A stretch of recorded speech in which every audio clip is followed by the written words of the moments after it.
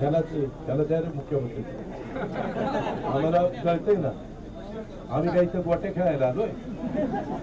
त्याला एवढं सकाळी 6ला सुरू केले बा आम्ही करमळ्याला. म्हणजे जे काम करताना त्याचीच मारा. काय बरं नव्हता, एवढं जीव तोडून चालतोय, हातून पण एका ठिकाणी जायचंय. आम्हालाही कळतंय ना. संभाजीनगर या सगळ्या भागामध्ये पावसाने नुसता आपला भाग नाहीये, विदर्भामध्ये देखील, उत्तर महाराष्ट्रात जळगावला देखील, इकडं सोलापूर, पश्चिम महाराष्ट्रात अशा सगळीकडे पावसाने अक्षरशः थैमान घातलेलं आहे. आणि कधी नव्हे, कोणी लोक सांगतात 200 वर्षात आम्ही एवढं पाणी बघितलं नाही. अशा प्रकारचं पाणी आपली तिकडं गोदावरी, तिकडं अलीकडं आलं की सिंधफणा, तिकडं मांजरा, तिथं केरणा आणि या बाकीच्या आपल्या सीना, या सगळ्या नद्या एवढ्या दुथडी भरून वाहू लागल्या की त्याच्यामध्ये पाणी काही बसेल. त्याच्यामुळे माझ्या शेतकऱ्यांचं उडीद, त्याच्यानंतर मका, कांदा, सोयाबीन, ऊस या अनेक प्रकारच्या पिकांचं, मिरची, या अशा अनेक प्रकारचं आणि फळबागा, त्याचं प्रचंड मोठं नुकसान झालेलं आहे.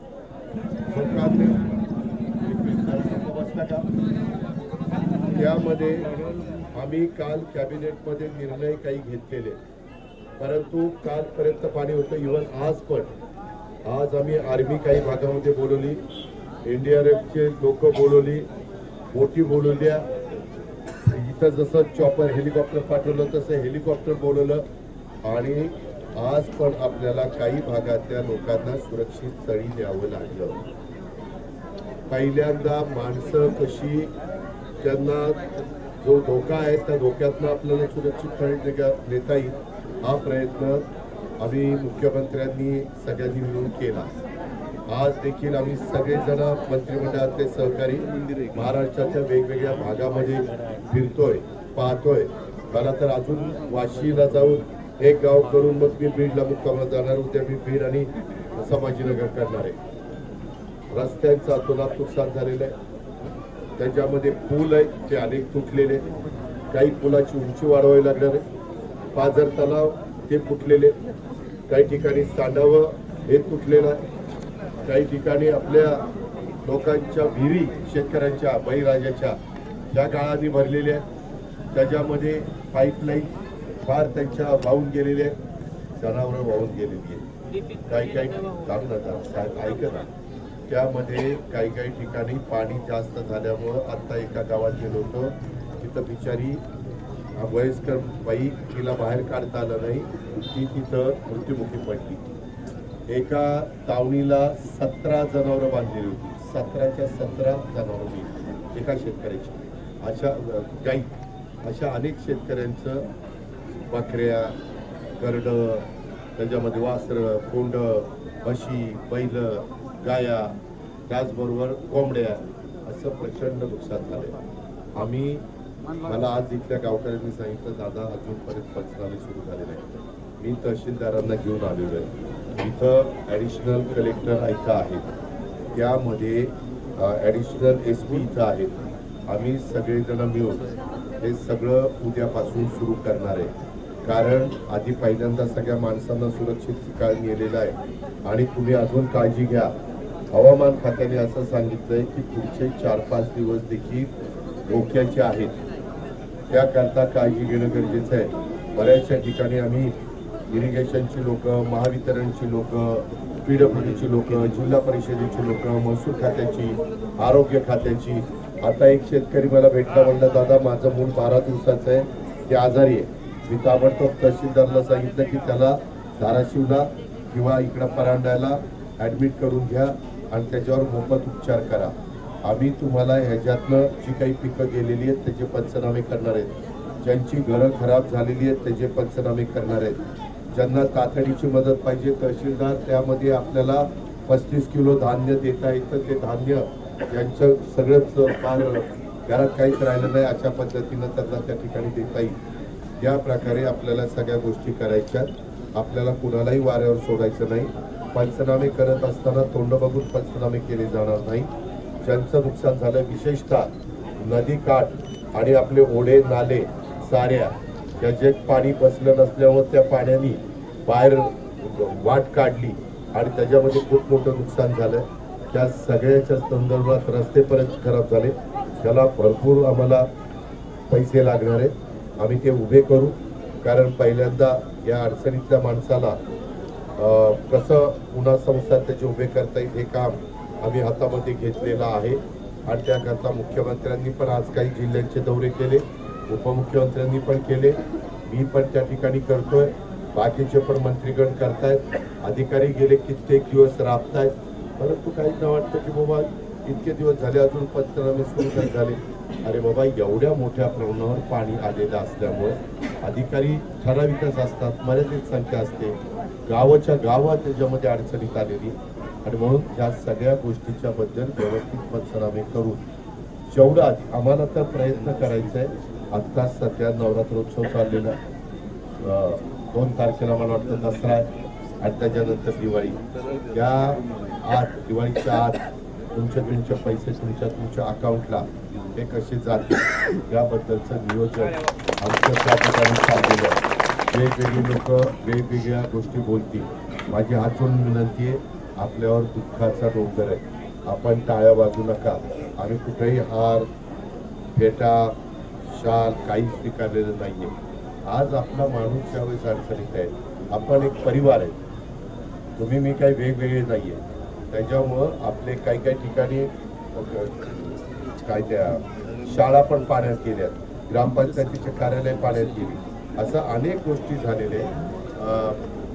तुमच्या पिण्याच्या पाण्याच्या योजना अडचणीत आल्या, काही ट्रान्सफॉर्मर पार बस झाले, त्याच्यातनं जाळ बाहेर निघाले.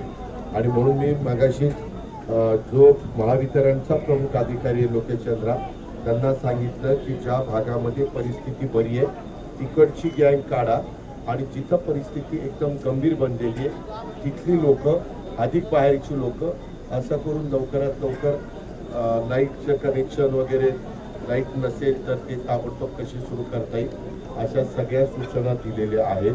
आता गेल्यानंतर पण मी लिस्ट करून बाबा सोलापूर कलेक्टरला काय सांगायचं, धाराशिव कलेक्टरला काय सांगायचं, अशा पद्धतीनं आम्ही ते करतोय. आपण त्या बाबतीमध्ये काळजी करू नका, भिवू नका, खचून जाऊ नका, नावमे घेऊ नका.